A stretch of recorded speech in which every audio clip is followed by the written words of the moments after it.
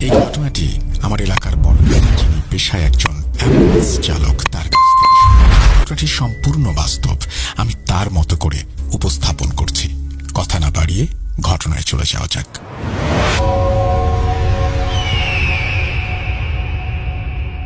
আমি আজাদ, ছদ্মনাম। কুষ্টিয়া শহরে প্রায় 7 বছর ধরে আমি অ্যাম্বুলেন্স চালাচ্ছি। দিন হোক বা রাত, আমাকে লাশবাহী গাড়ি নিয়ে লাশকে পৌঁছে দিতে হয় তার গন্তব্যস্থলে।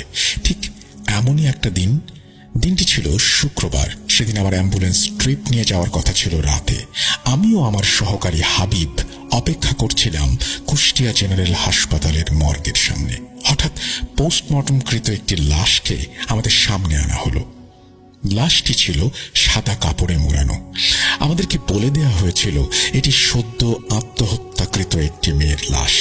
লাশটিকে মাগুরা জেলার কোনো একটা গ্রামে, কারণবশত সেই গ্রামের নামটি উল্লেখ করছি না, সেখানে পৌঁছে দিতে হবে। আমরা সব স্বাভাবিকভাবেই নিয়েছিলাম। কিছু